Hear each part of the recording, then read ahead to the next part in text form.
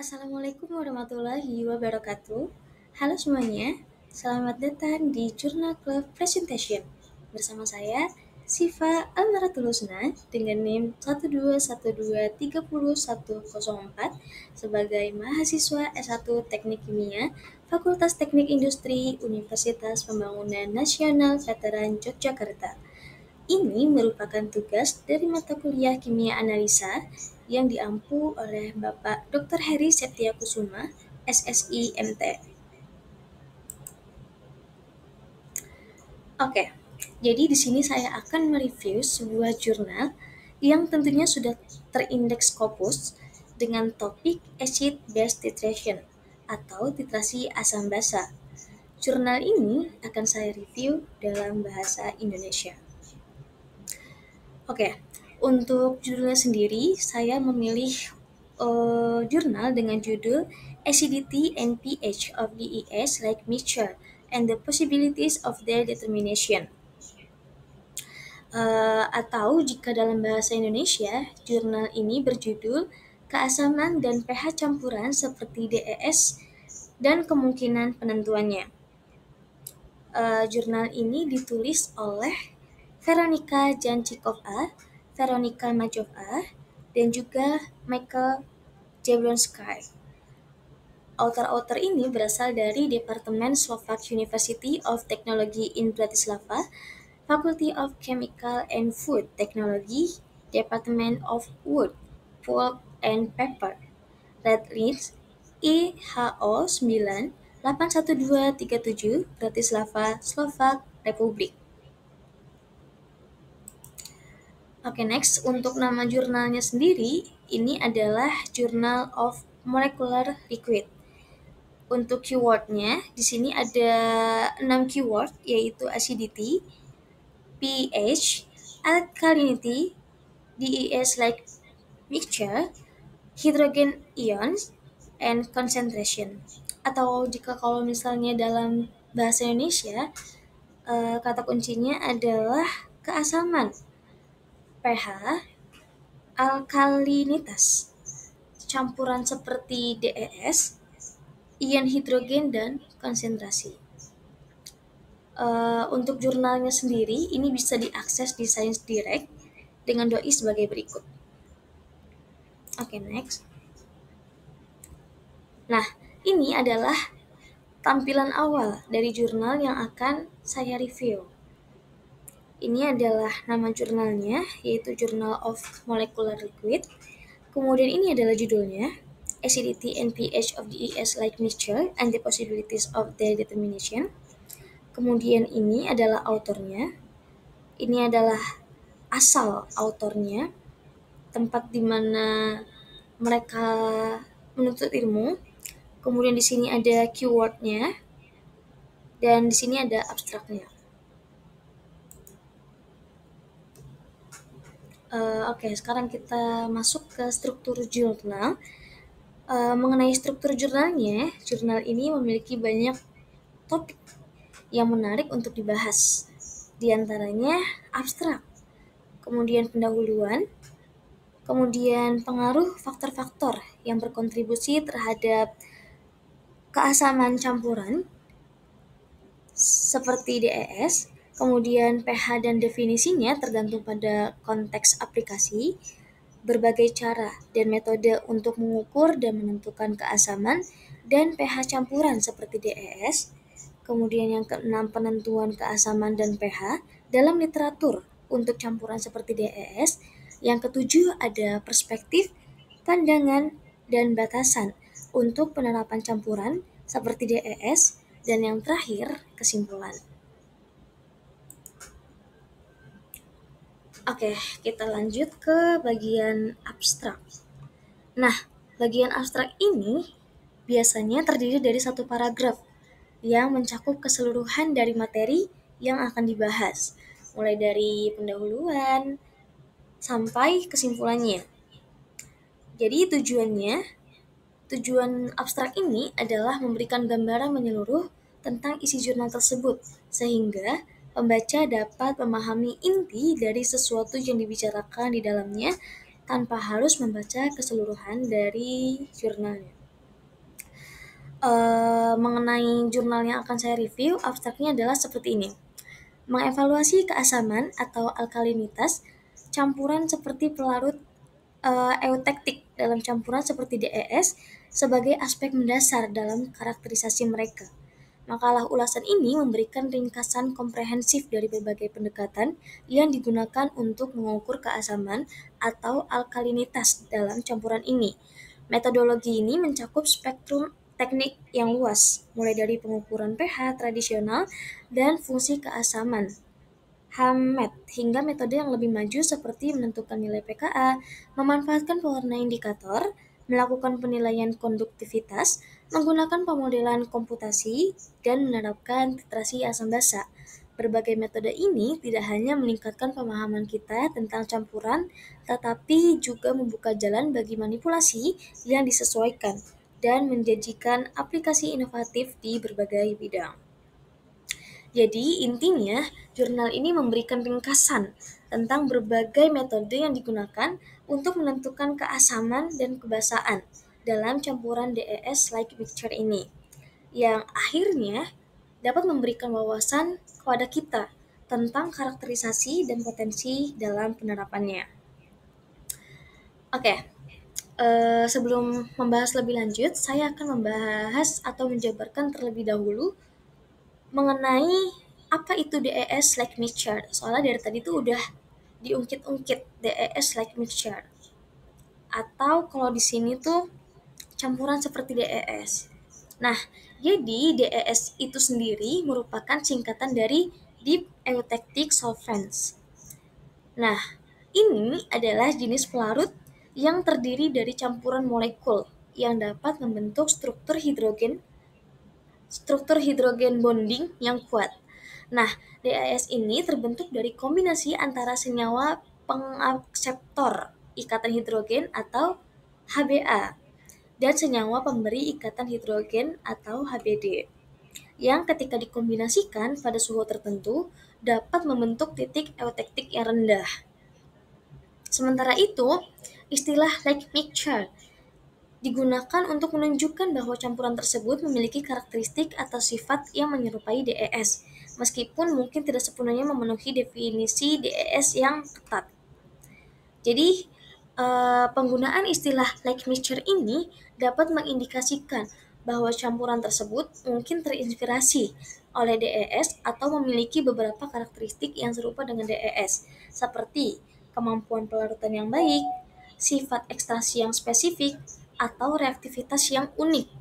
Meskipun tidak secara ketat merupakan DES, tetapi campuran mirip DES ini tetap menawarkan potensi untuk aplikasi yang inovatif dan beragam dalam berbagai bidang kimia dan industri.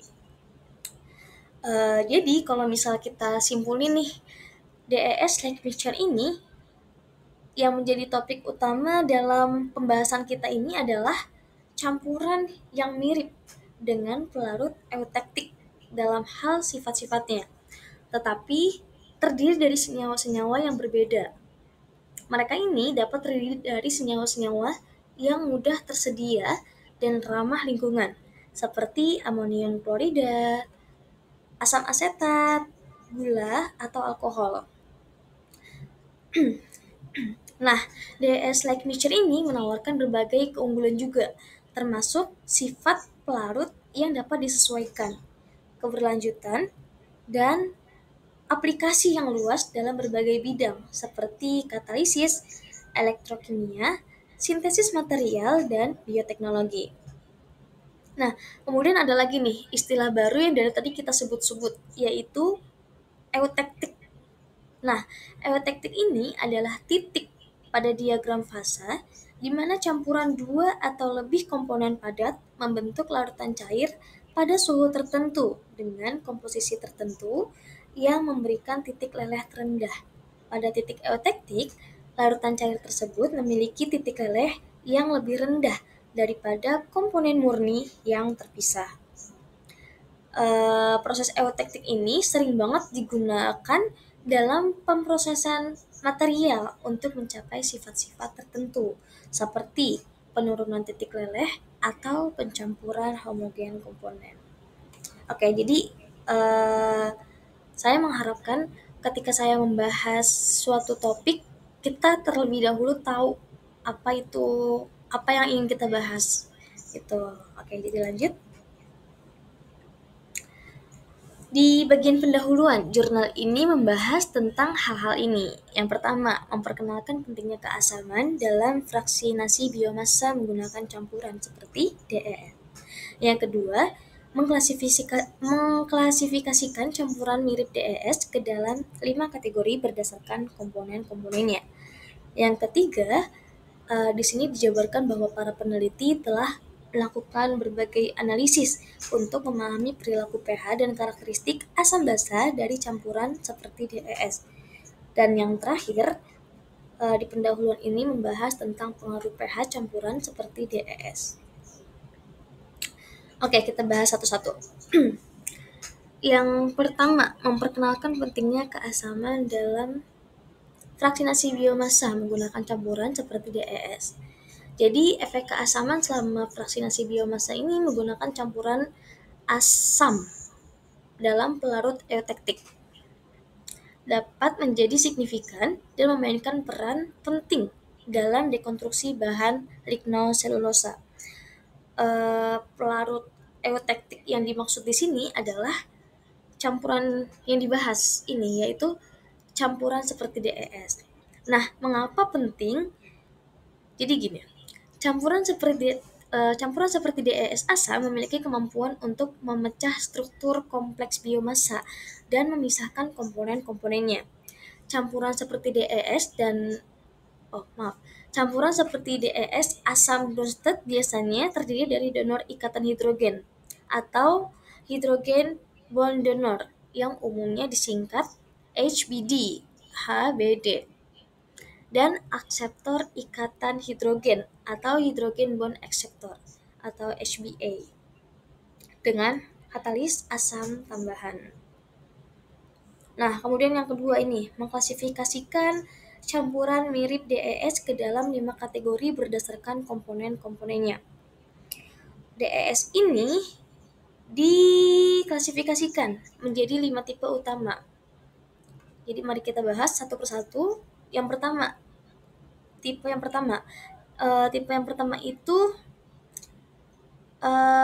berupa komponen garam amonium quaterner seperti kolin klorida dan halida logam seperti aluminium klorida atau seng klorida. Contohnya adalah campuran kolin klorida dengan aluminium klorida atau seng klorida. Untuk tipe yang kedua, kita juga menggunakan garam amonium quaterner. Namun kali ini dikombinasikan dengan halida logam terhidrasi. Contohnya termasuk kolin klorida yang dicampur dengan aluminium klorida heksahidrat atau magnesium klorida heksahidrat. Untuk tipe yang ketiga ini terdiri dari garam amonium quaterner dan berbagai donor ikatan hidrogen atau HBD seperti asam karboksilat atau amida. Misalnya, kolin klorida dicampur dengan urea atau gliserol. Untuk tipe yang keempat ini kita melihat campuran yang melibatkan logam transisi anorganik dan HBD yang berbeda seperti urea. Contoh campurannya adalah pelarut berbasis urea yang dicampur dengan aluminium klorida atau seng klorida. Kemudian untuk tipe yang kelima atau tipe yang terakhir, ini terdiri dari zat molekul non-ionik dan hidrofobik dalam kondisi normal yang melibatkan donor dan akseptor. Donor dan akseptor ini merupakan ikatan hidrogen yang non-ionik. Contohnya adalah campuran asam sitrat dengan glukosa atau mentol dengan asam levulina. Oke, setelah kita membahas tentang pengklasifikasian campuran mirip DES, kita lanjut ke pembahasan sebelumnya mengenai pentingnya keasaman dalam fraksinasi biomassa. Jadi dikatakan bahwa campuran ini termasuk tipe-tipe yang tadi sudah dijelaskan, itu memiliki keasaman yang tinggi karena adanya katalis asam kuat seperti asam sulfat atau asam klorida. Campuran seperti DES, asam Bronsted dapat secara efektif menghidrolisis komponen selulosa bahan lignoselulosa yang kemudian memecahnya menjadi glukosa atau monomer gula lainnya. Proses ini dikenal sebagai hidrolisis dan merupakan langkah kunci dalam fraksinasi biomassa. Di sisi lain, campuran seperti DES asam Lewis terdiri dari asam Lewis dan basa Lewis menciptakan lingkungan yang sangat asam. Kemudian, campuran ini dapat secara efisien mendepolimerisasi lignin, yang merupakan polimer kompleks dan kaku yang ada dalam biomassa lignoselulosa. Depolimerisasi lignin melibatkan pemecahan hubungan antar unit dan mengubahnya menjadi senyawa aromatik yang lebih kecil. Campuran asam seperti DES Lewis ini dapat meningkatkan pembelahan hubungan ini, yang kemudian memfasilitasi fraksinasi lignin. Oke, jadi intinya dalam kedua kasus ini, keasaman tinggi dan campuran seperti DES meningkatkan proses fraksinasi dengan mengkatalisis reaksi kimia yang terlibat dalam dekonstruksi biomassa. Hal ini memungkinkan pemecahan selektif berbagai komponen bahan lignoselulosa seperti selulosa dan lignin ke dalam blok bangunan masing-masing. Blok bangunan ini kemudian dapat diproses lebih lanjut dan digunakan untuk berbagai aplikasi, termasuk produksi biofuel, bahan kimia, dan bahan-bahan lainnya. Namun, perlu dicatat bahwa pilihan campuran seperti DES, asam spesifik, konsentrasi katalis asam atau asam Lewis, dan kondisi reaksi dapat mempengaruhi efisiensi dan selektivitas fraksinasi biomassa. Optimalisasi parameter ini sangat penting untuk mencapai hasil yang diinginkan dan memaksimalkan hasil keseluruhan produk berharga dari biomassa lignoselulosa.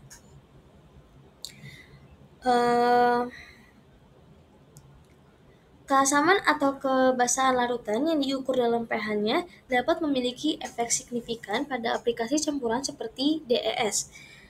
Pada jurnal ini disebutkan juga bahwa parameter pH adalah sifat dasar yang sering diselidiki dalam banyak penelitian. Hal ini dibuktikan dengan sejumlah besar literatur yang terdiri dari banyak makalah dan studi yang telah mempelajari pH atau keasaman secara ekstensif dalam berbagai konteks. Nah, kita lanjut ke poin yang ketiga.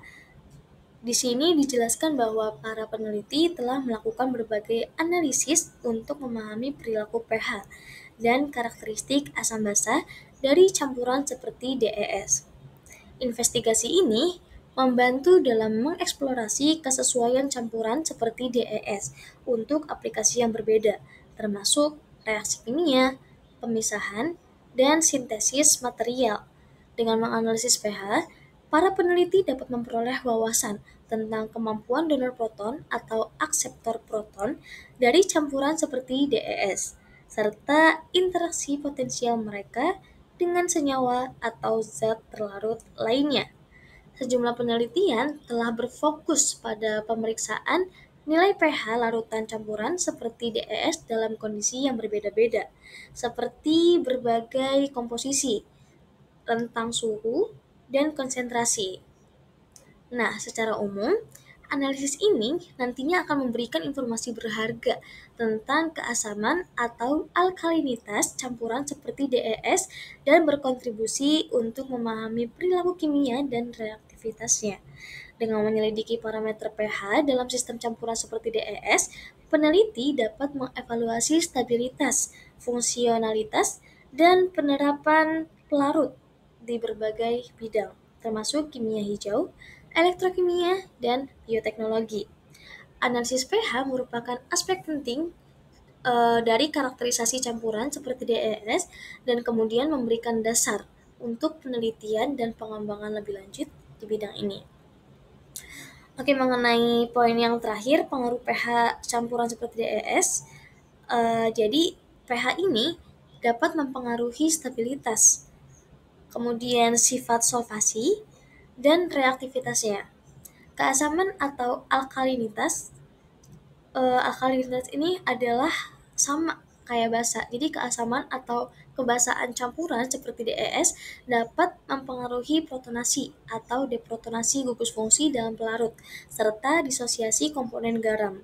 Perubahan protonasi dan disosiasi ini dapat mempengaruhi kemampuan solvasi campuran seperti DES, yang kemudian mempengaruhi kemampuannya untuk larut atau berinteraksi dengan zat lain. Dalam beberapa kasus, pH campuran seperti DES dapat disesuaikan untuk mengoptimalkan kinerjanya dalam aplikasi tertentu. Misalnya, dalam reaksi katalitik, pH campuran seperti DES dapat mempengaruhi aktivitas dan selektivitas katalis. Dengan menyesuaikan keasaman atau alkalinitas campuran seperti DES, dimungkinkan untuk mengontrol kondisi reaksi dan meningkatkan aktivitas katalitik yang diinginkan. Selain itu, pH campuran seperti DES dapat mempengaruhi perilakunya dalam vaksinasi biomasa, kemudian pembubaran zat, dan juga proses adsorpsi. Kondisi pH yang berbeda ini dapat mengubah kelarutan dan interaksi biomolekul atau zat dalam campuran seperti DES yang kemudian mempengaruhi efisiensi dan selektivitas proses ini. Oke, next. Di sini kita akan membahas tentang pengaruh faktor-faktor yang berkontribusi terhadap keasaman campuran seperti DES. Jadi, keasaman dalam campuran seperti DES ini dapat timbul dari berbagai sumber, tergantung pada komponen spesifik dari campuran pelarut. Dalam jurnal ini dipaparkan berbagai faktor yang dapat berkontribusi pada keasaman campuran seperti DES. Faktor-faktornya ini ada 3. Yang pertama, komponen HBD asam. Yang kedua, reaksi transfer proton. Dan yang ketiga adalah kotoran asam. Mari kita bahas satu-satu. Yang pertama, komponen HBD asam atau komponen donor ikatan hidrogen asam. Jadi HBD itu adalah donor ikatan hidrogen. Nah, campuran seperti DES ini biasanya terdiri dari HBA atau ikatan donor akseptor dan donor ikatan hidrogen. Jika komponen donor ikatan hidrogen memiliki sifat asam, hal ini dapat berkontribusi pada keasaman keseluruhan campuran seperti DES.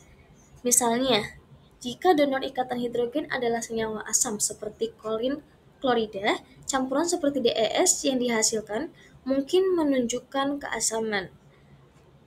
Untuk faktor yang kedua yaitu reaksi transfer proton.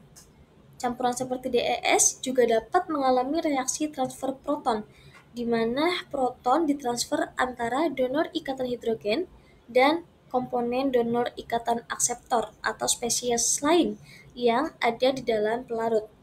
Nah, reaksi transfer proton ini dapat mempengaruhi keasaman campuran seperti DES dan kemampuannya untuk menyumbangkan atau menerima proton.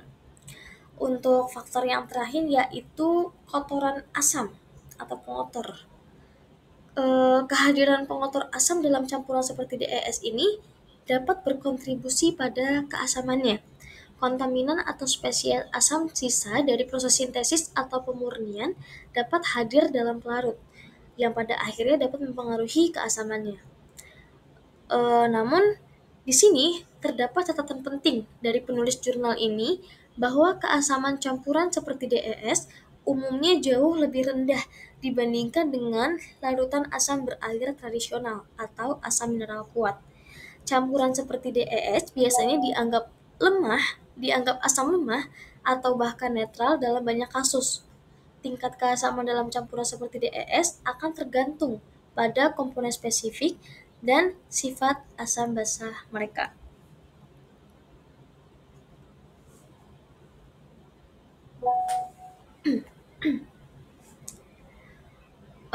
Oke. Selanjutnya kita akan membahas tentang pH dan definisinya tergantung pada konteks aplikasi. Seperti yang kita tahu, pH adalah ukuran konsentrasi H+ dalam larutan air. Hal ini biasanya digunakan untuk mengukur keasaman atau alkalinitas larutan. Sekali lagi, alkalinitas itu sama dengan basa, kebasaan. pH ini didefinisikan pada skala logaritmik mulai dari 0 hingga 14. pH ini adalah konsep yang kompleks dengan beberapa definisi tergantung pada konteks di mana ia digunakan. Nah, berikut ini akan dijabarkan beberapa definisi pH yang berbeda dan perbandingan karakteristiknya. Di sini ada 1, 2, 3, 4, 5. Kita bahas satu-satu mulai dari pH sebagai ukuran konsentrasi H+. Jadi, definisi pH yang paling umum digunakan adalah sebagai ukuran konsentrasi H+ dalam larutan. Ini didefinisikan sebagai logaritma negatif atau basis 10 dari aktivitas H+ atau konsentrasi molar H+. Secara matematis, dituliskan seperti pH sama dengan min log H+. Nah, definisi ini didasarkan pada asumsi bahwa aktivitas atau konsentrasi H+ adalah faktor utama yang menentukan keasaman atau kebasaan larutan. Masuk ke definisi yang kedua, pH sebagai larutan aktivitas H+. Dalam beberapa kasus, konsep pH ini didefinisikan berdasarkan aktivitas H+-nya daripada konsentrasinya. Aktivitas memperhitungkan efek interaksi ion dan perilaku non-ideal dalam larutan memberikan ukuran yang lebih akurat dari perilaku kimia yang sebenarnya.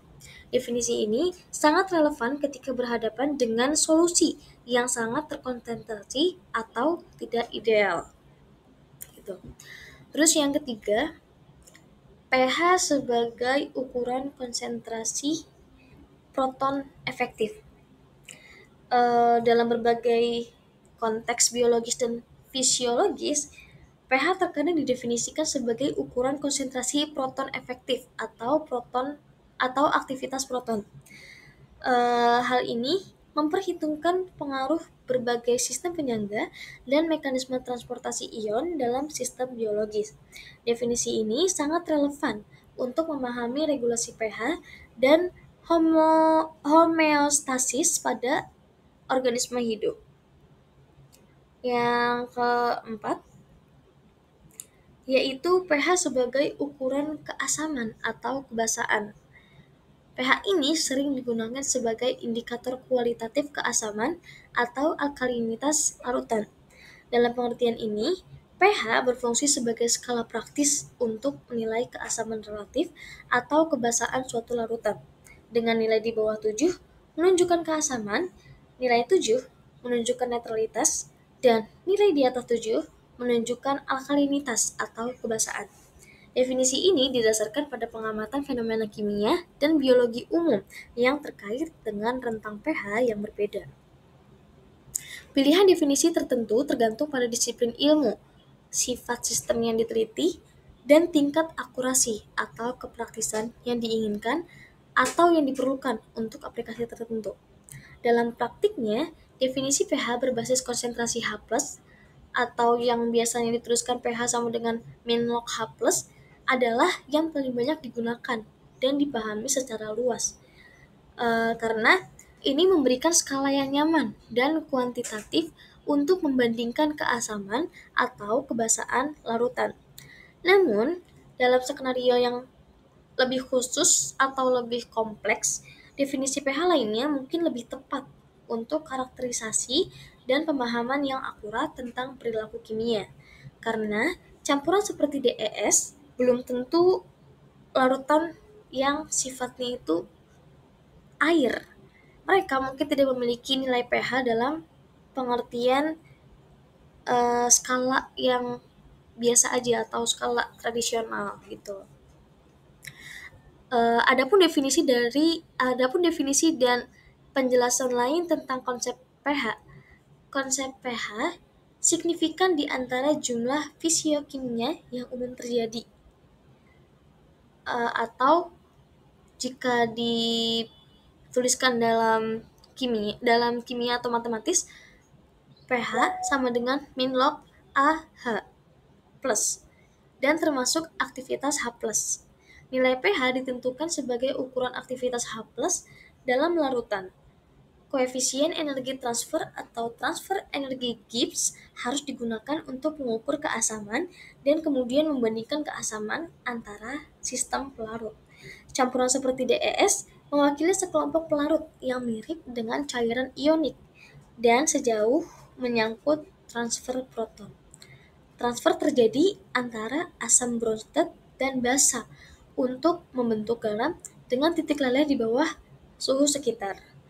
Konsep delta pKa yang merupakan sebuah penentuan diselidiki oleh Yoshizawa et al.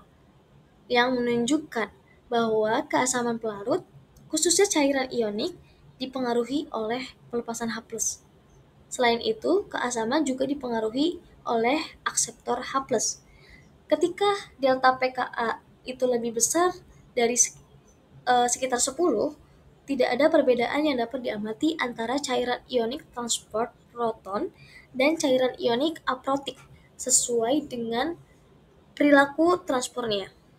Titik didih pelarut tersebut tergantung pada transfer proton dari asam ke basa.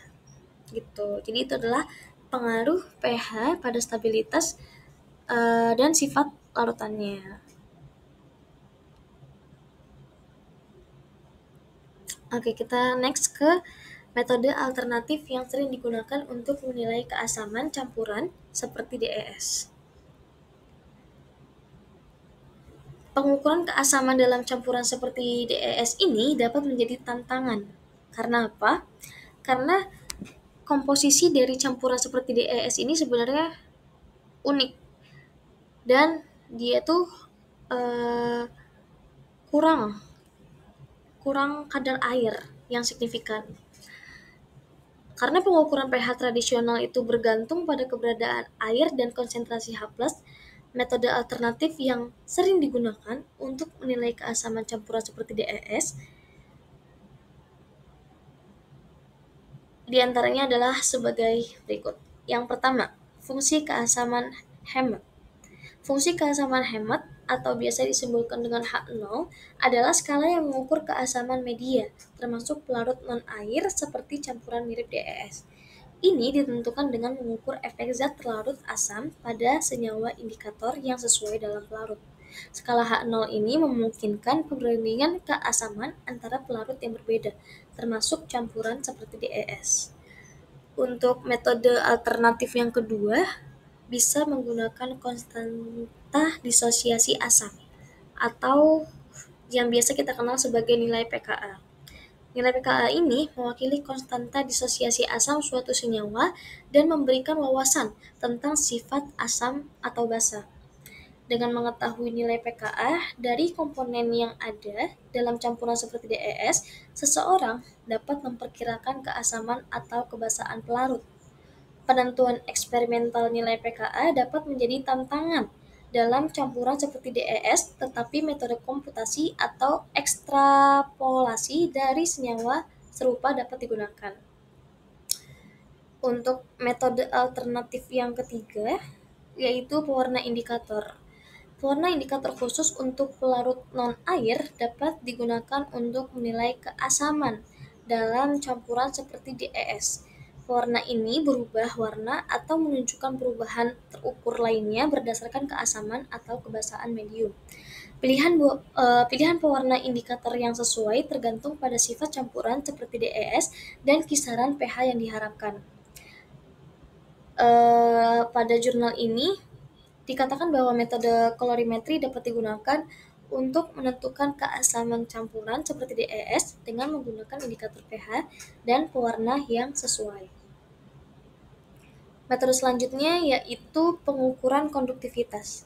Meskipun tidak terkait langsung dengan keasaman, pengukuran konduktivitas dapat memberikan wawasan tentang perilaku ionisasi atau disosiasi komponen asam atau basa dalam campuran DES. Perubahan konduktivitas dapat menunjukkan perubahan kekuatan ionik atau keberadaan spesies terionisasi yang sering dikaitkan dengan reaksi asam basa. Metode selanjutnya yaitu metode komputasi. Metode kimia komputasi ini memiliki konsep yang sama seperti perhitungan teori fungsional kepadatan yang dapat digunakan untuk memprediksi keasaman campuran seperti DES. Metode ini melibatkan simulasi struktur elektronik dan sifat-sifat sistem campuran seperti DES untuk memperkirakan perilaku asam basa mereka dan memberi peringkat yang sesuai. Untuk metode alternatif terakhir yaitu titrasi asam basa. Titrasi asam basa ini melibatkan penambahan bertahap larutan standar basa atau yang biasa disebut dengan titran ke dalam larutan asam atau sebaliknya hingga titik ekivalen tercapai. Titik ekivalen ini ditentukan oleh indikator atau suatu alat yang namanya pH meter. Volume titran yang diperlukan untuk menetralkan larutan asam memberikan informasi tentang keasamannya.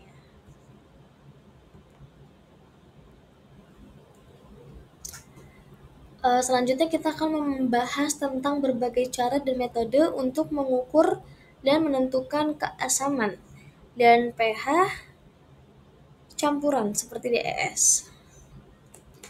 Oke, jadi di dalam jurnal ini terdapat beberapa metode yang memberikan penjelasan lebih lanjut mengenai metode untuk mengukur dan menentukan keasaman dan pH campuran seperti DES. Metode yang dijelaskan lebih lanjut ini meliputi 3 metode ini, yaitu metode komputasi, metode potensiometri, dan metode kolorimetri. Oke, yang pertama kita bahas tentang metode komputasi untuk menentukan pH dan keasaman campuran seperti DES. Metode komputasi dapat digunakan untuk menentukan pH atau keasaman campuran seperti DES dengan mensimulasikan proses kimia dan interaksi dalam sistem campuran seperti DES. Nah, metode komputasi ini dapat dipecah lagi menjadi beberapa bagian. Setelah ini saya akan menyebutkan beberapa metode komputasi yang biasa digunakan untuk penentuan pH dalam campuran seperti DES. Oke, yang pertama yaitu perhitungan kimia kuantum. Perhitungan kimia kuantum seperti metode DFT atau Density Functional Theory atau ab initio, yaitu sebuah model penyaringan seperti konduktor untuk pelarut nyata. Keduanya itu dapat memberikan wawasan tentang keasaman campuran seperti DES. Perhitungan ini melibatkan pemodelan komponen campuran seperti DES dan interaksinya, termasuk efek pelarut, dengan menghitung konstanta keasaman atau nilai pKa spesies yang relevan dalam campuran seperti DES. pH dapat ditemukan atau diperkirakan. Untuk metode yang kedua yaitu simulasi dinamika molekuler. Simulasi dinamika molekuler dapat mensimulasikan perilaku campuran seperti DES pada tingkat molekuler dengan memodelkan sistem campuran seperti DES dan komponennya termasuk molekul asam dan pelarut. Simulasi MD atau dinamika molekuler dapat memberikan informasi tentang struktur, kemudian dinamika, dan kesetimbangan protonasi atau deprotonasi. Nah, pH atau keasaman campuran seperti DES ini dapat diperkirakan berdasarkan populasi keadaan protonasi yang berbeda. Oke, untuk model yang ketiga yaitu model elektrostatika kontinum. Model elektrostatika kontinum seperti persamaan Poisson-Boltzmann dapat digunakan untuk menghitung potensial elektrostatik dan distribusi muatan yang bergantung pada pH dalam campuran seperti DES. Dengan menyelesaikan persamaan ini, pH campuran seperti DES dapat diperkirakan berdasarkan distribusi spesies bermuatan dan keadaan protonasinya. Metode yang terakhir dalam metode komputasi ini adalah simulasi Monte Carlo. Jadi simulasi Monte Carlo ini dapat digunakan untuk memodelkan kesetimbangan protonasi atau deprotonasi dan distribusi spesies bermuatan dalam campuran seperti DES. Dengan mengambil sampel keadaan protonasi secara acak dan kemudian menghitung distribusi terhadap pH yang dihasilkan, pH campuran seperti DES dapat diperkirakan. Ternyata masih ada satu lagi mengenai metode komputasi, yaitu pendekatan pembelajaran mesin. Nah, teknik pembelajaran mesin ini dapat digunakan untuk memprediksi pH atau keasaman berdasarkan data empiris dengan melatih model pada dataset. dengan melatih model pada dataset, nilai pH yang diketahui dan fitur atau deskriptor yang sesuai dari campuran seperti DES, model dapat digunakan untuk memprediksi pH komposisi atau campuran mirip DES baru. Oke, jadi metode komputasi untuk penentuan pH dalam campuran mirip DES ini memiliki keterbatasan dan memerlukan validasi dengan data eksperimen. Keakuratan dan keandalan hasil komputasi tergantung pada kualitas model, kemudian medan gaya, dan juga parameter yang digunakan, serta representasi sistem campuran menjadi sistem campuran seperti DES dan sifat-sifat spesifiknya. Validasi eksperimental dan perbandingan dengan nilai pH yang diketahui itu sangat penting untuk penentuan pH yang akurat dalam campuran seperti DES menggunakan metode komputasi. Untuk metode yang kedua di sini ada metode potensiometri. Metode potensiometri untuk menentukan pH dan keasaman campuran seperti DES. Metode potensiometri ini banyak digunakan untuk penentuan pH dalam campuran seperti DES. Metode ini bergantung pada pengukuran perbedaan potensial antara elektroda yang sensitif terhadap konsentrasi H+ atau elektroda pH dan elektroda referensi. Dalam jurnal ini dijabarkan bagaimana metode potensiometri dapat digunakan untuk penentuan pH dalam campuran seperti DES. Yang pertama, ini berkaitan dengan pemilihan elektroda pH. Jadi di sini tuh dikatakan bahwa penting untuk memilih elektroda pH yang kompatibel dengan campuran seperti DES. Elektroda pH yang umum digunakan meliputi elektroda kaca dan elektroda selektif ion. Elektroda kaca biasanya lebih disukai untuk pengukuran pH umum, sementara ISA atau elektroda selektif ion itu dapat memberikan pengukuran pH yang lebih spesifik untuk ion atau analit tertentu. Yang kedua yaitu kalibrasi. Jadi sebelum pengukuran pH dalam campuran seperti DES, kalibrasi elektroda pH menggunakan larutan buffer standar dengan pH yang diketahui. Langkah kalibrasi ini menetapkan hubungan antara potensial elektroda dan nilai pH itu sendiri. Yang ketiga yaitu adalah persiapan sampel. Sampel yang perlu disiapkan adalah sampel campuran seperti DES itu sendiri dengan memastikannya dalam keadaan homogen dan bebas dari kontaminan yang dapat mengganggu pengukuran pH. Kemudian yang penting juga adalah hindari gelombang udara atau gas yang terperangkap, karena hal itu dapat mempengaruhi keakuratan dalam proses pengukurannya. Kemudian yang keempat adalah pengondisian elektroda. Jadi yang perlu dilakukan adalah membilas elektroda pH dengan air deionisasi dan membersihkannya secara perlahan dengan tisu untuk menghilangkan kelembapan berlebih. Yang kemudian direndam dulu elektrodanya dalam campuran seperti DES dan biarkan seimbang selama beberapa menit untuk mencapai potensial yang stabil.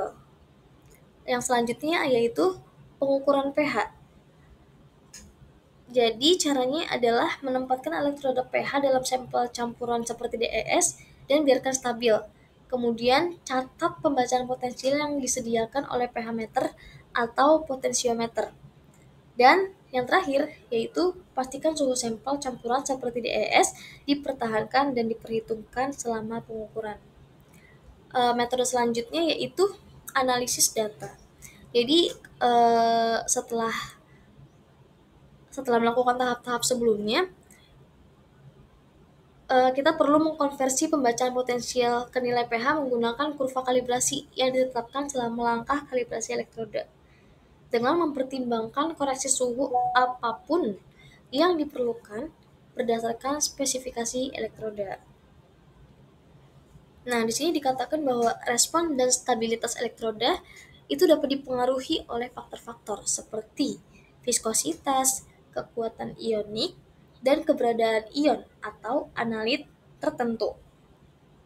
Validasi pengukuran potensiometri dengan standar pH yang diketahui dan pertimbangan cermat terhadap faktor spesifik yang mempengaruhi penentuan pH campuran seperti DES sangat penting untuk hasil yang akurat. Jadi saat mengukur pH campuran seperti DES, pilihan elektroda pH tergantung pada karakteristik spesifik campuran seperti DES itu sendiri dan potensi gangguannya. Berikut ini adalah dua jenis elektroda yang umum digunakan untuk proses pengukuran pH dalam campuran seperti DES.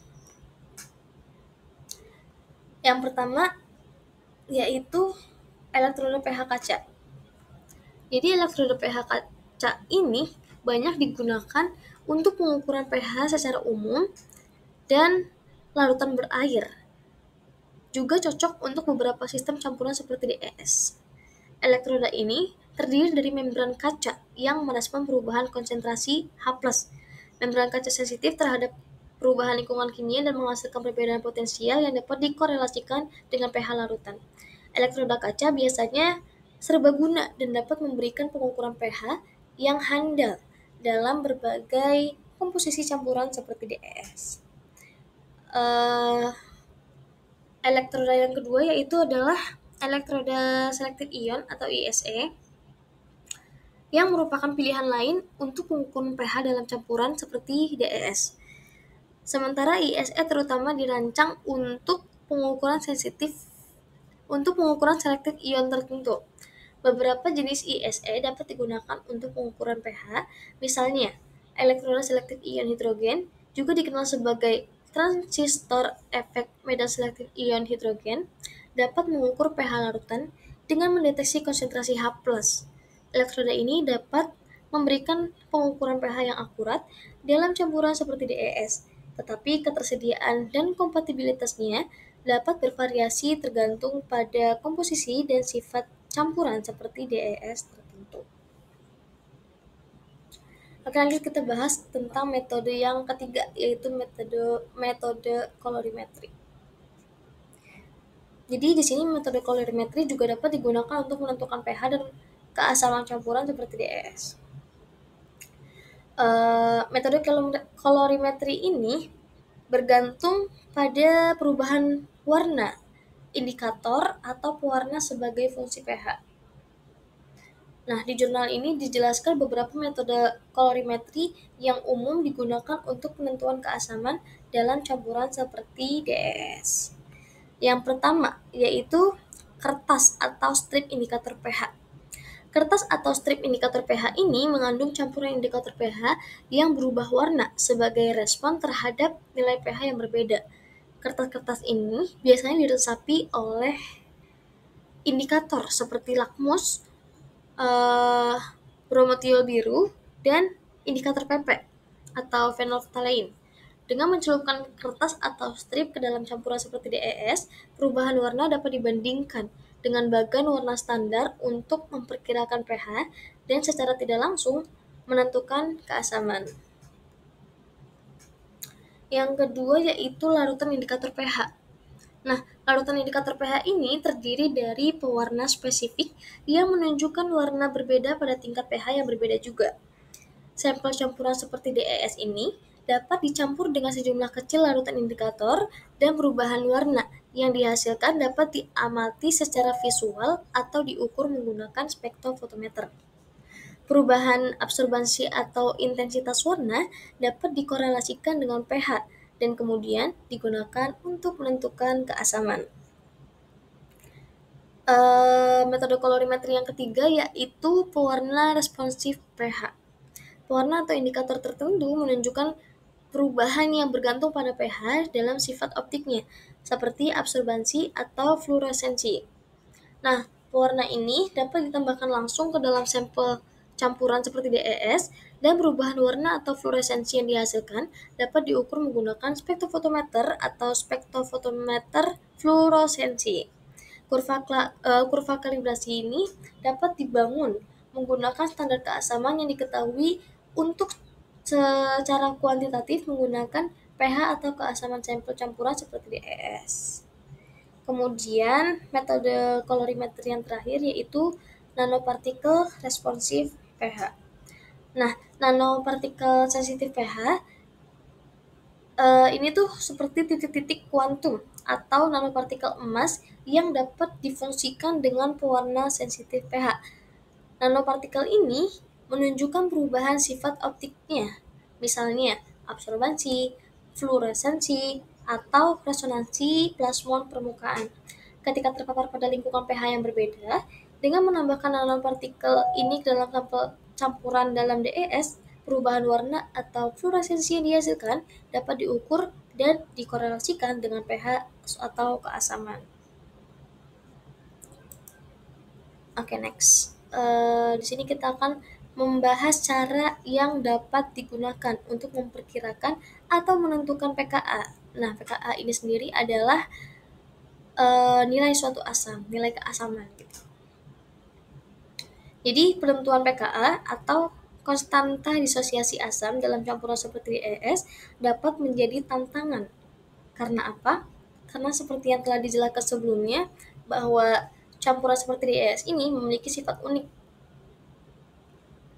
Jadi di sini tuh dalam jurnal ini dijelaskan ada beberapa pendekatan yang dapat digunakan untuk memperkirakan atau menentukan nilai pKa asam dalam campuran seperti DES. Yang pertama yaitu titrasi potensiometri. Titrasi potensiometri ini dapat digunakan untuk menentukan nilai pKa asam dalam campuran seperti DES. Dalam metode ini, konsentrasi asam yang diketahui dititrasi dengan basa konsentrasi yang diketahui. Dan pH dipantau menggunakan elektroda atau indikator pH. Nilai pKa dapat diperkirakan dengan menganalisis titik infleksi dan kurva titrasi dalam kurva titrasi yang sesuai dengan titik setengah netralisasi.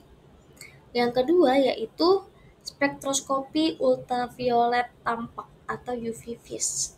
Nah, UV-Vis ini juga dapat digunakan untuk memperkirakan nilai pKa dalam campuran seperti DES dengan memantau absorbansi atau perubahan spektral asam sebagai fungsi pH.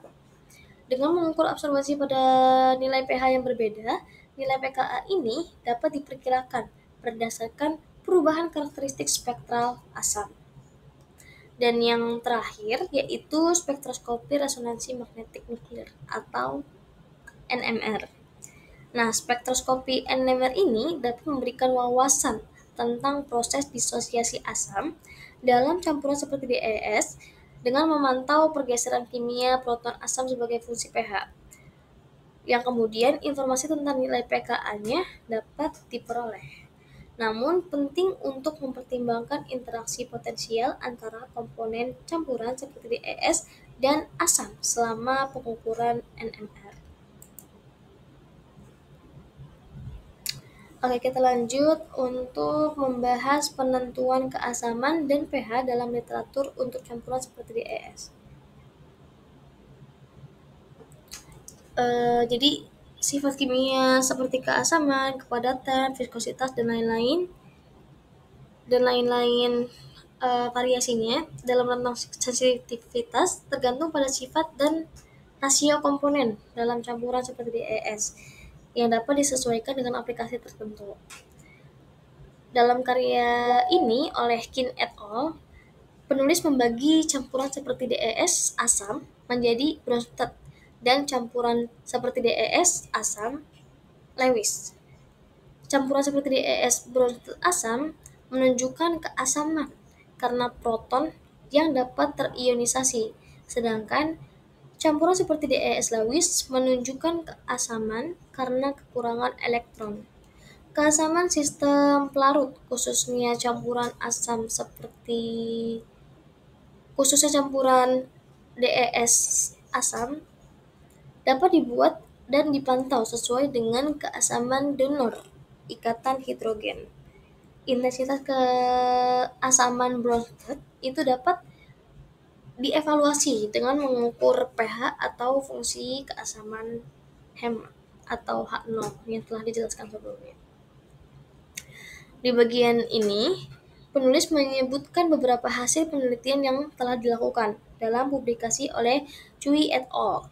Di sintesis 4 campuran seperti DES berdasarkan asam yang berbeda seperti HBD atau donor ikatan hidrogen, yaitu asam P-toluenasulfonat, asam trikloroasetat, asam monokloroasetat, dan asam propionat dengan kolin klorida sebagai HBA atau ikatan hidrogen akseptor dalam rasio 2:1. 2 ini adalah donor ikatan hidrogen dan yang satu ini adalah donor ikatan akseptor. Keasaman campuran seperti DES yang disebutkan diukur menggunakan fungsi keasaman Hammett atau H0. H0 ini rumusnya seperti ini. H0 sama dengan PKI Aki ini adalah larutan ditambah log kemudian I S per IH plus S.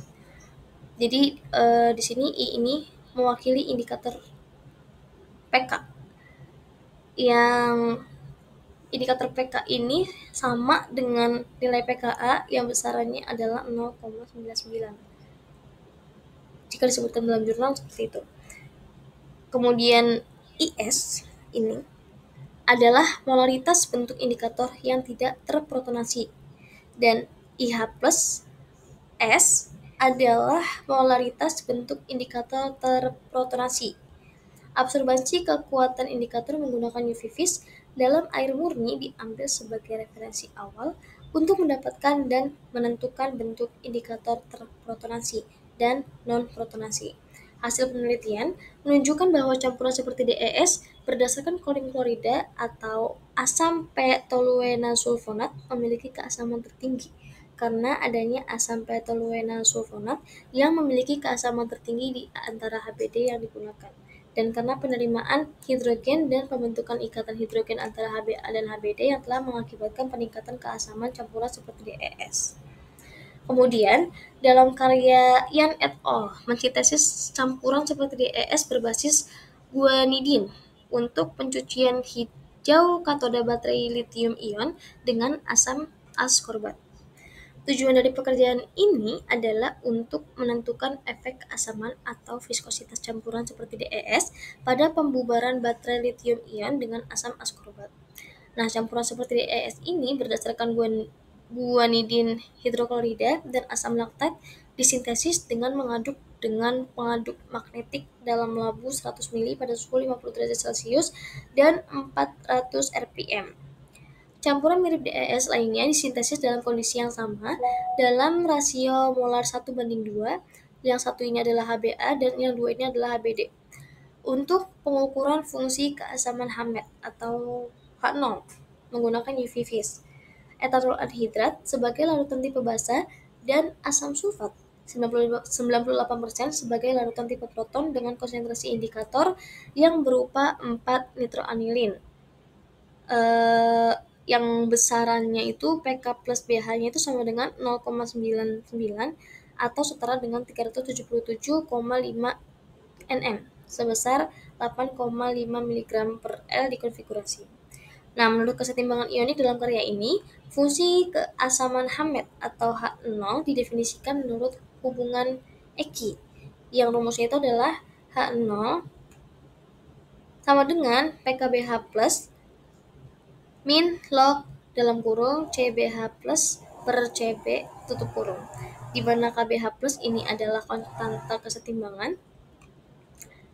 Konstanta kesetimbangannya si 4 nitroanilin, dan CBH plus per CB ini adalah konsentrasi indikator tipe proton terhadap konsentrasi indikator tipe basa. Kemudian ada lagi karya dari Chen et al. Yang menyelidiki kemungkinan menggunakan campuran seperti DES sebagai katalis untuk pelarutan isoflavon kedelai. Genistin dipilih sebagai senyawa model isoflavon, di mana efek pembubaran atau hidrolisis diverifikasi. Campuran seperti DES yang berbeda disintesis dan diuji yang dibandingkan dengan sifat fisikokimianya. Nah, hasilnya Hasil penentuan fungsi Hammett ini, keasaman ini menunjukkan bahwa keasaman Hammett campuran seperti DES berdasarkan klorida atau asam sitrat itu lebih kuat daripada keasaman sistem yang mengandung klorin klorida atau asam malat, sebagai hasil dari keasaman asam sitrat yang lebih tinggi itu sendiri dibandingkan dengan keasaman asam malat yang dinilai logis secara keseluruhan. Hasilnya menunjukkan bahwa pilihan HBD memiliki efek mendasar pada keasaman campuran seperti DES dan dikaitkan dengan sifat-sifatnya. Kemudian di sini sebenarnya masih terdapat beberapa metode lain yang disebutkan dalam jurnal ini, seperti nilai pKa yang memberikan wawasan tentang sifat asam atau basa suatu senyawa, yang kemudian kita bisa mengetahui nilai pKa dari komponen dan campuran DES yang memungkinkan estimasi keasaman atau kebasaan pelarut tersebut. Nilai pKa dapat ditentukan melalui metode eksperimental atau komputasional seperti density functional theory atau DFT. Untuk hal ini, studi kasusnya itu berupa penelitian yang menggunakan metode eksperimental melibatkan titrasi asam basa untuk menentukan nilai pKa dari campuran DES. Kemudian metode komputasional yang menggunakan DFT untuk menghitung nilai pKa dari berbagai komponen DES yang kemudian memberikan data yang dapat digunakan untuk memperkirakan keasaman dalam kondisi yang sulit diukur secara eksperimental. Kemudian ada juga metode dengan pewarna indikator. Warna indikator ini adalah senyawa yang menunjukkan perubahan warna berdasarkan pH atau keasaman medium, seperti yang telah dijelaskan sebelumnya. Dalam campuran DES ini, pewarna indikator dapat digunakan untuk menilai keasaman dengan mengamati perubahan warna yang terjadi. Untuk studi kasusnya sendiri, di sini dijelaskan bahwa penggunaan pewarna indikator spesifik untuk pelarut non-air memungkinkan pengukuran keasaman dalam kondisi di mana metode konvensional mungkin tidak akurat. Kemudian ada juga metode kolorimetrik yang melibatkan indikator atau pewarna pH digunakan untuk menentukan keasaman campuran DES dengan mengamati perubahan warna yang berhubungan dengan pH. Dan yang terakhir juga metode pengukuran konduktivitas yang memberikan wawasan tentang perilaku ionisasi atau disosiasi komponen asam atau basa dalam campuran DES. Perubahan konduktivitas ini menunjukkan perubahan kekuatan ionik atau kehadiran spesies terionisasi yang terkait dengan reaksi asam basa. Dalam beberapa penelitian, dijelaskan bahwa perubahan konduktivitas ini digunakan untuk mengukur keasaman atau kebasaan dengan mencatat perubahan konduktivitas seiring dengan penambahan asam atau basa ke dalam campuran DES. Jadi sebenarnya ini adalah hal yang sama seperti yang telah dijelaskan sebelumnya, tapi di sini itu mencakup berbagai literatur. Jadi intinya bagian ini memberikan pandangan tentang komprehensif mengenai metode penentuan keasaman dan pH dalam campuran DES. Kemudian berbagai pendekatan yang tersedia memungkinkan peneliti untuk memilih metode yang paling sesuai berdasarkan sifat spesifik dari campuran DES itu sendiri dan kondisi eksperimen yang akan digunakan nantinya. Nah, tadi literatur ini menunjukkan bahwa keasaman atau pH dari DES itu dapat diukur dengan berbagai cara, masing-masing dengan kelebihan dan keterbatasannya sendiri. Nah, pemahaman yang mendalam tentang keasaman atau pH dari DES ini adalah kunci untuk mengoptimalkan kinerja dan aplikasi potensial dari pelarut ini dalam berbagai bidang industri dan penelitian. Oke, next kita akan membahas tentang perspektif, pandangan, dan batasan untuk penerapan campuran seperti DES. Oke, jadi perspektif dan prospek inovasi dalam penggunaan campuran seperti DES ini sehubungan dengan keasaman yang cukup menjanjikan.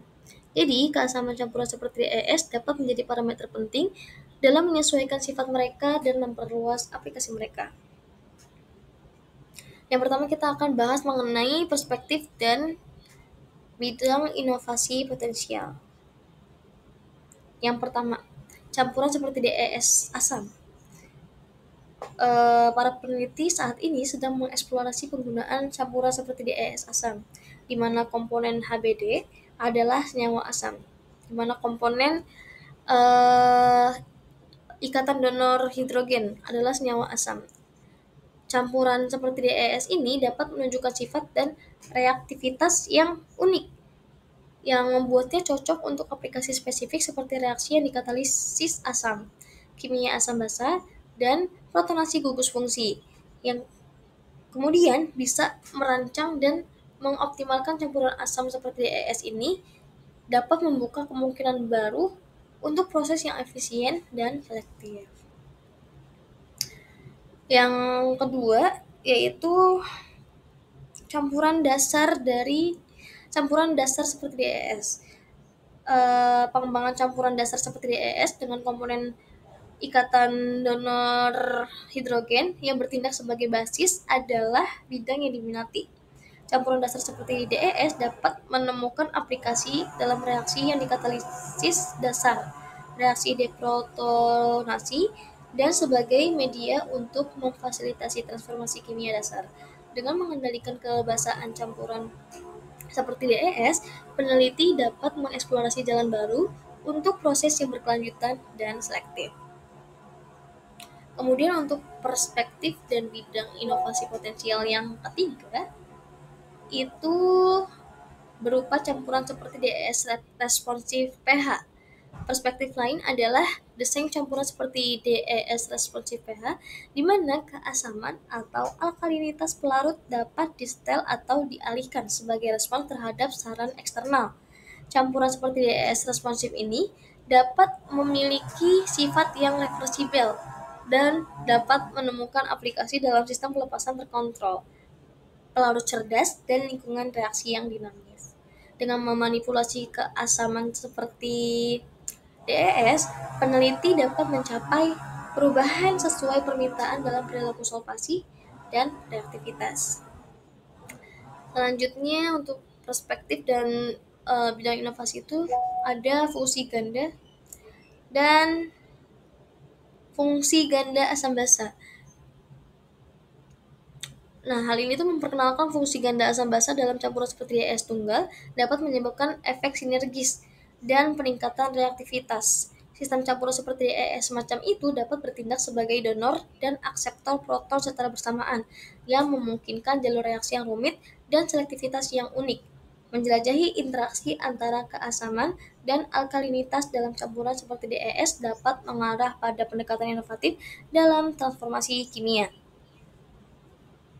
Selanjutnya yaitu perspektif dan bidang inovasi potensial berupa sensor dan pemantauan pH. Sensitivitas pH campuran mirip DES dapat dimanfaatkan untuk aplikasi penginderaan dan pemantauan pH. Dengan memasukkan indikator yang sesuai atau bagian yang responsif ke dalam campuran seperti DES, dimungkinkan untuk mengembangkan sensor dan probe untuk memantau perubahan pH dalam berbagai sistem. Nah, sensor berbasis campuran seperti DES yang responsif terhadap pH ini dapat menemukan aplikasi dalam pemantauan lingkungan, diagnostik, biomedis, dan kontrol proses.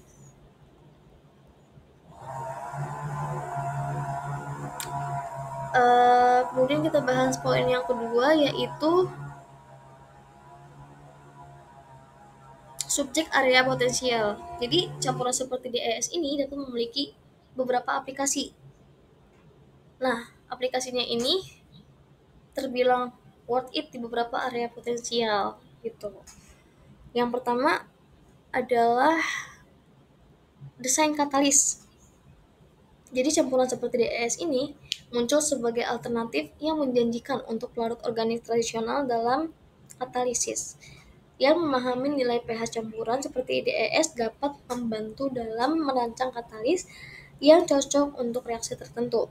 pH dapat mempengaruhi aktivitas, selektivitas, dan stabilitas katalis, sehingga pengetahuan tentang pH pelarut dapat membantu dalam mengoptimalkan kondisi reaksi.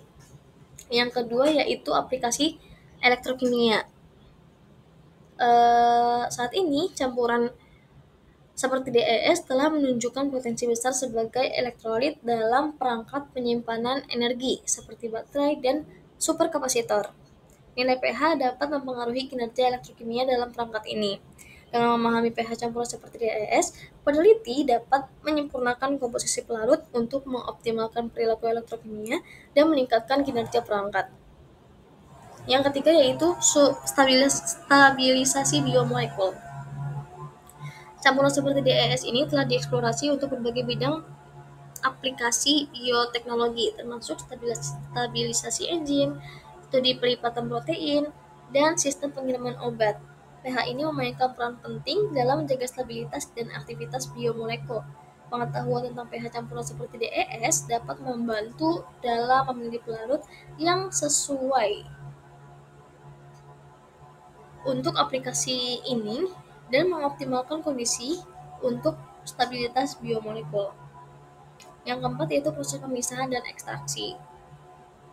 Campuran seperti DES ini disebutkan bahwa semakin banyak diselidiki potensinya dalam proses pemisahan dan ekstraksi, seperti ekstraksi cair dan ekstraksi senyawa berharga dari sumber alami.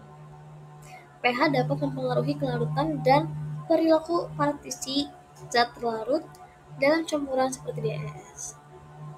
Kemudian yang terakhir, sintesis dan karakterisasi bahan.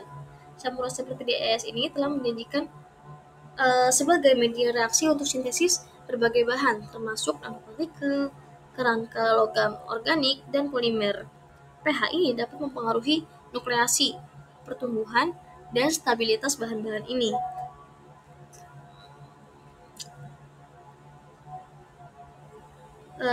Jadi secara keseluruhan sebenarnya campuran seperti DES ini telah mendapatkan banyak perhatian yang signifikan dalam beberapa tahun terakhir sebagai alternatif yang menjanjikan untuk pelarut organik tradisional dalam berbagai aplikasi. Selanjutnya kita akan membahas tentang peluang untuk menerapkan campuran seperti DES, termasuk pencapaian, perspektif, dan keterbatasannya. Yang pertama, keterbatasannya. Keterbatasannya itu yang pertama adalah pemahamannya. Jadi meskipun campuran seperti DES ini telah menunjukkan janji, tapi masih banyak yang harus dipelajari tentang sifat dasar dari campuran seperti DES ini, meliputi perilaku fase dan interaksi dengan senyawa yang berbeda. Itu. Terus yang kedua adalah tantangan skalabilitas. Di sini maksudnya adalah untuk meningkatkan produksi campuran seperti DES dapat menjadi tantangan. Sintesis campuran seperti DES dalam skala besar dengan kualitas yang konsisten dan efektivitas biaya adalah area yang memerlukan penyelidikan lebih lanjut. Kemudian adalah stabilitas dan umur panjang. Beberapa campuran seperti DES mungkin menunjukkan stabilitas terbatas dari waktu ke waktu yang menyebabkan pemisahan fase atau dekomposisi. Masalah stabilitas perlu ditangani untuk memastikan aplikasi praktis dan kinerja jangka panjang campuran seperti DES dalam berbagai proses. Nah, untuk pencapaiannya sendiri, yang pertama yaitu campuran DES dianggap sebagai pelarut yang ramah lingkungan karena volatilitasnya yang rendah, toksisitasnya rendah, dan sifatnya yang terbarukan. Terus mereka juga menawarkan alternatif untuk pelarut-pelarut organik yang berbahaya serta berkontribusi pada proses kimia yang lebih hijau dan lebih berkelanjutan. Kemudian campuran seperti DES juga telah menunjukkan fleksibilitas dalam berbagai aplikasi termasuk katalisis, ekstraksi, elektrokimia, sintesis bahan, dan bioteknologi. Kemudian yang ketiga, campuran DES juga dapat menunjukkan selektivitas unik dan meningkatkan efisiensi reaksi karena interaksi spesifiknya dengan reaktan. Dan terus selanjutnya prestasinya yaitu sifat yang baru. Campuran DES ini memiliki sifat yang menarik seperti viskositas, polaritas, dan titik leleh yang dapat disetel yang memungkinkan pelarut yang disesuaikan untuk aplikasi tertentu. Nah, kemampuan untuk merancang dan mensintesis campuran seperti DES baru dengan sifat yang diinginkan membuka kemungkinan untuk inovasi. Kemudian untuk perspektifnya itu yang pertama ada adopsi industri. Campuran seperti DES memiliki potensi signifikan untuk aplikasi industri, terutama di sektor-sektor seperti farmasi, bahan kimia, dan penyimpanan energi. Upaya penelitian dan pengembangan lebih lanjut diperlukan untuk mengoptimalkan formulasi campuran seperti DES, meningkatkan produksi dan mengevaluasi kinerjanya dalam proses skala yang besar. Kemudian optimalisasi proses. Karena semakin banyak pengetahuan yang diperoleh tentang perilaku campuran seperti DES, ada peluang yang berkembang untuk mengoptimalkan kondisi proses seperti suhu, tekanan, dan komposisi pelarut untuk memaksimalkan efisiensi dan selektivitas dalam berbagai aplikasi. Terus inovasi. Inovasi yang didukung eh, Inovasi yang didukung campuran seperti DES itu berupa sifat unik dari campuran seperti DES itu sendiri yang dapat memungkinkan pendekatan dan inovasi baru di bidang-bidang seperti kimia hijau, proses berkelanjutan, dan sintesis material canggih. Jadi penelitian lanjutan untuk kedepannya dapat mengarah pada aplikasi baru yang memperluas kemungkinan pemanfaatan campuran yang mirip seperti DES ini. Tuh. Oke, untuk kesimpulannya, pH atau tingkat keasaman atau alkalinitas dalam larutan dapat secara signifikan mempengaruhi pemanfaatan campuran yang menyerupai campuran seperti DES. Menilai keasaman atau alkalinitas adalah aspek mendasar yang sering dieksplorasi dalam berbagai upaya penelitian. Artikel ini menguraikan berbagai metode yang tersedia untuk mengevaluasi keasaman atau kebasaan dalam campuran seperti DES, yang menawarkan gambaran studi yang telah menggunakan berbagai teknik untuk mengukur keasaman atau alkalinitas campuran ini. Metodologi ini mencakup spektrum teknik yang luas, mulai dari pengukuran pH tradisional dan fungsi keasaman Hammett hingga metode yang lebih canggih seperti menentukan nilai pKa, sampai menerapkan prinsip titrasi asam basa. Intinya, interaksi antara keasaman dan campuran seperti DES ini menghadirkan beragam peluang untuk inovasi dan penciptaan aplikasi yang baru. Dengan menyesuaikan keasaman dan alkalinitas campuran seperti DES, peneliti dapat secara tepat menyesuaikan sifat, reaktivitas, dan selektivitasnya, yang kemudian dapat membuka pintu bagi pengembangan proses yang berkelanjutan dan efisien di berbagai bidang. Eksplorasi dan penelitian berkelanjutan dalam domain ini memegang janji yang signifikan untuk memperluas kegunaan campuran seperti DES.